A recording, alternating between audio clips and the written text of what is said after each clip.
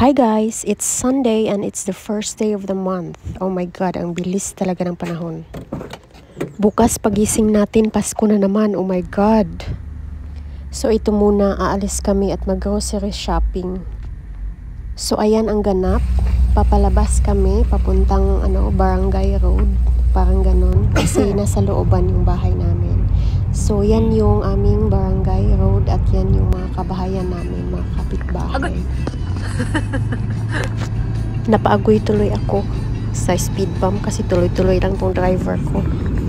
Super ganda ng weather today, up to 30 degrees. Kaya naman ang dami-daming mga nagbabike. For the meantime, pagbigyan nyo muna kaming magkaraoke. Charot lang.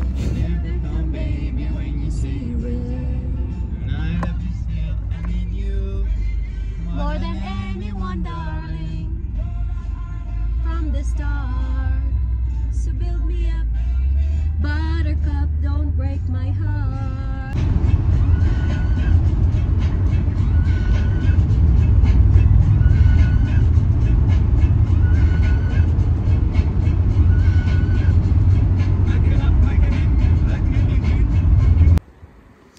Ayan na, dumating na kami sa action. So, titingin kami kung anong magagamit namin para sa bago naming tent. Wala naman kami masyadong nakita, konti lang. So, food shopping na naman dito sa Aldi. Tingin-tingin for the basics. Dito sa may non-food nila, tumitingin din kami. Ayan, gutom na ako as in. Wala pa akong breakfast niyan. Kaya niyari ko na lang yung fricandel brocha nila. So, pauwi na kami. Yan yung view. So, farming mostly yung nadadaanan namin. Farmhouses. Yan, malalaki. Tapos, malawak yung lupain nila. Maganda yung walang mga kapitbahay. Hindi dikit-dikit. Makikita nyo na napaka well-maintained ng mga kabahayan nila. Lalo na kapag may mga malawak ang lupain. Nasa batas kasi nila yan na dapat linisin nila at i-maintain. Hindi yung gawing parang kagubatan. Ayan, nakarating na kami. Papasok na kami sa aming compound. Charot. Makikita nyo nakapark pa rin yung tent kasi pina-overnight namin yan dyan para linisin at tingnan kung anong mga kailangan gawin. So dahil kailangan ng maintenance yung tent, so part niyan is lalabhan ko yung mga interior na cloth. Yan yung mga division cloth na para sa bedroom namin, tapos yung para sa dining, pwede yun siyang tulugan. Kaya merong ganyang division na interior cloth. At yung mga sa foam na punda. Lalabahan ko yan. Diyan lang sa bathtub namin. Papaahin ko lang yan kasi grabe ang bigat. Sakit sa likod pag kamayin ko. Ayan pag nabasa yan. Mabiyak yung aking bewang.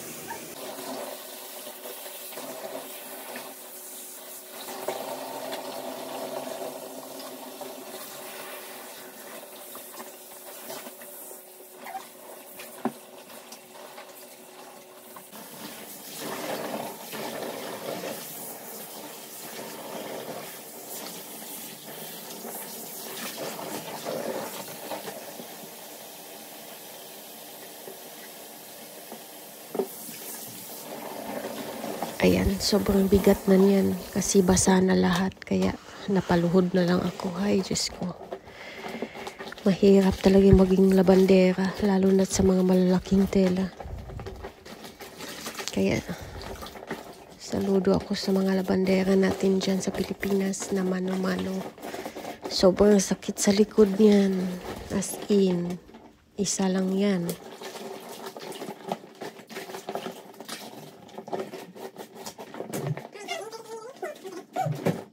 Oh my God, tingnan niyo naman ang alikabok, guys. Ayan yung kulay ng pinaglabhan ko. Super. Maalikabok siya. Super.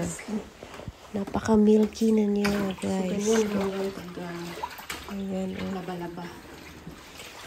Kaya maganda ng paahin yan. Kaya kasi malambot na. With the use of your foot.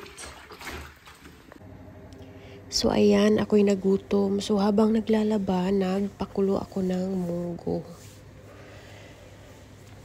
Kasi, dapat multitasking tayo. Laba, luto. Kasi just in case na magutom, may kukunin. Ayan. Ayan nga pala yung mga nabili namin sa Action. Yung may mga spray. Pang-protect sa rust. And yung mga PC. Ano ba yung PC? Ayan. Hello. Ayan, tapos na yung isa. Ay, oo, nasampay ko na yung isa. Hindi ko na binidyohan. Kaya ito na lang isa pang last na ito. Naka-timing tayo sa paglalaba kasi mainit. Yung isa, yan yung pinakamalaki at mabigat na nasa likod. Kaya madaling matuyo mga nilabahan natin. Madalang ng carry naman. Patuyo ng mga labahin yung forma ng tela, syempre. Kasi nasanay na ako sa gulo-gulo na dyan. Mas paano po yan? Walang alikabok doon sa taas. At saka dry naman yung mga damit na hindi na siya tumutulo. Kaya okay lang. Itong mga malalaki dapat dito sa labas. Perfect talagang weather ngayon kasi mainit tsaka may konting hangin. Sarap mag-chill-chill lang. Kaso hindi pwede. Mayroon tayong mga responsibilities. Ayan, nakakagutom po talagang maglaba. At saka mga alauna na niyan. Ayan, naluto ng munggo ko. Tapos, chibuga na. Habhab na.